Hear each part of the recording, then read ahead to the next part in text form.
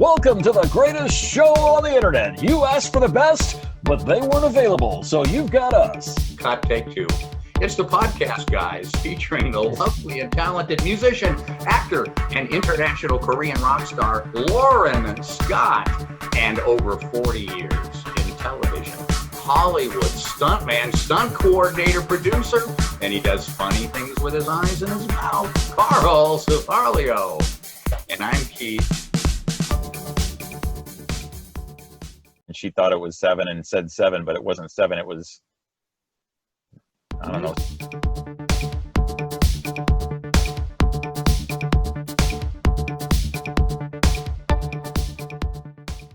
Have you been to Dallas? Have you been to the book depository?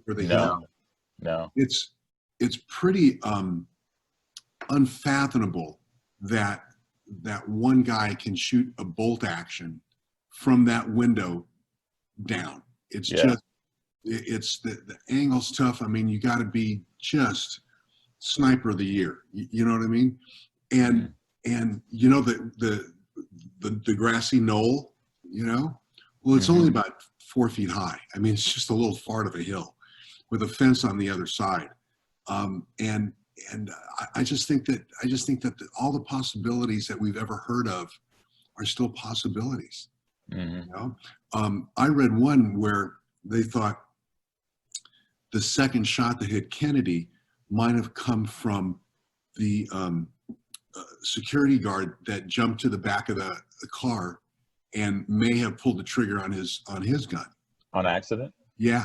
Oh, wow. And so They've got that. They've got the driver of the car because he motions and goes like this, looking back at JFK. That's actually a gun that he had there, and there's all kinds of stuff. So you can't not believe anybody. But here's the thing: is that the government and I don't believe the official story. That's the one for sure I don't believe. Well, that's just it. But it's kind of like Trump. If you tell lies long enough, people start believing it. Well, I was going to say, Lee Harvey Oswald, soul shooter. Nobody knows how deep it goes. CIA, Cuba, the whole thing. And it's the same with Epstein. It's just the same all the way down the line. Hey, and I think it's the same about UFOs. So there, I'm off my box. Go. Truth. You're going to say something about truths.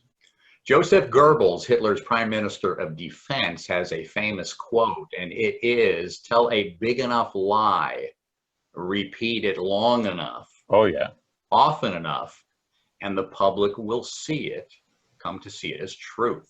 Exactly. And when you think of the media we have today, and by the way, there were about 55 companies in the mid-'80s that owned media, TV, radio, media. And it's down to about 4. It's very centralized. And we know, Loren, from working in a radio station, we're not out to reporting. We're not making up the news. We had a little typewriter type machine at the time. And it's Clear Channel. That's when all we knew at the time, Clear Channel was coming around, this monster, and buying up everything. They were buying up everything, big and small, around 2000. But it's very few companies now that own and control media and the source of where these stories come from. Right. There's the famous BBC reporter where Jane Stanley, she's standing there with a live picture of New York City in the background and Building 7, the one that went down at 5 that afternoon. And she's reporting that we had another building go down 5 in the afternoon, and it's a live shot with the building standing behind her. And it falls like 20, 30 minutes later. I did read about that and everything. That looked like it was a miscommunication of what building it was that had fallen down and everything. And she thought it was 7 and said 7, but it wasn't 7. It was, I don't know, some other. The gentleman that introduced her even said Building 7, commonly known as the Solomon Brothers building, which is, that's exactly what they were talking about. No, but I know even they how would said someone have a premature report that another building that hadn't gone down was going to go down? It seems a little psychic to me. I think what I read was it wasn't like the two main towers. It was some other, because there's 4 buildings I think that went down there. Building 7 3. was one of. There's just the 3. Okay, The 2 towers in the morning. Yeah. And building 7, which is like 48 stories. It would have been a huge story if it fell in any other state on any other day. Would have been the biggest building in like, half the states. Yeah. And it went like the towers, it went at free fall speed, like a half a second, quarter second off free fall speed, which is tough to fathom. 48,000 pounds of structural steel in the building says it doesn't go down. I'm not a conspiracy theorist on the 9/11 stuff there. Me either, but she did report the building. That's all I'm saying. And where did it come from? How did it come early? I don't know. Yeah. Can we find that on YouTube? I'd like to find that that report. Type in James Stanley. Yeah, Building 7 report. There's an architect, I think he was Swedish or, chicken and meatballs, and he talked like that. But a very, very well-known, incredible architect. Yeah. And he's being shown on YouTube. He's being shown the picture of Building 7 falling, but not told where or when or anything like that. And he's a controlled demolition expert. And he's going, oh yeah, with the and experts come in, and what you got to do is you got to remove the stuff under and this and that. And then the guy tells him that what day it happened, and he tells him, right? He tells him what it was, and the guy he's going in his language, are you sure? Are you, like 3 or 4 times, like because all of a sudden he had. Yeah. I don't know, just inconsistencies. That's all I look for, and then go and sure. Until I can figure it out or find the truth, I don't make up what it is because I don't know. Well, here's the thing that I think is prevalent. I don't know if it's around the world or not, but here is that let's get it fixed and move on. Whatever the answer is, let's give them an answer and move on. Is it the whole truth? It's close enough. We have the economy to think of, you know what I mean? It's like just there's 7 fucking billion people in the world. Just keep them moving, and that's kind of a scary thought for when you look at leadership. Mm-hmm. How so? How so is that we don't know an nth of what is happening in our country or in the world. We only know what they want us to know. Yeah.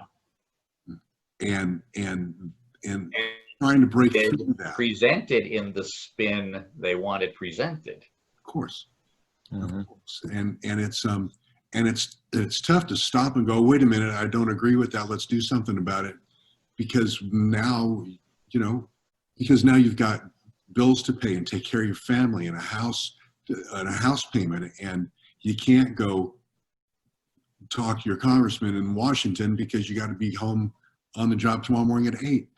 So it's quite a hamster wheel that they have put us on, and I think it's easier to swallow when you have leadership that presents themselves as loving and caring, even if they're not. Mm-hmm. You have to fake it till you make it. You got to put that out to the world. But if you put out negativity, if you put out racism, if you put out any of that stuff, it filters down and it just gets in the cracks of people's consciousness. Yep. And it's tough. I find myself being pissed off about it, and I still know people that accept it and it empowers them, that negativity. And so what a clash, Mm-hmm.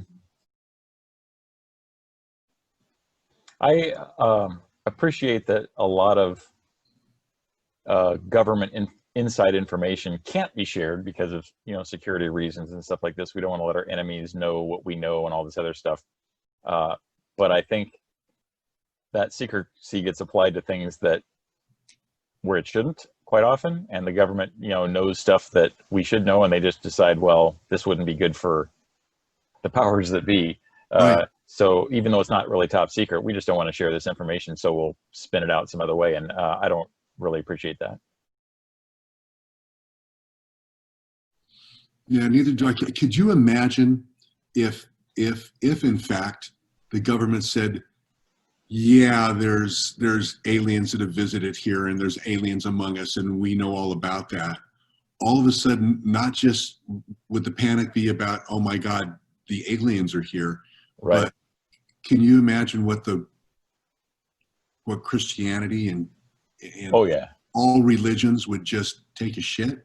Oh yeah. And you know they run. I mean, how much money does the Catholic Church have? A lot. If they find out this little green guy on the earth, they're going to pull the. Oh, my God. Oh, you froze. Yeah. That was a great picture to end on, though. I see that at the end of the podcast. My God. Are we out, boys? Yeah, I think it's just us three now. If you guys have anything, I have to pee again. I do too. Okay, love you. Talk to you soon. Keep up the good work. Good call, guys. All right, bye bye.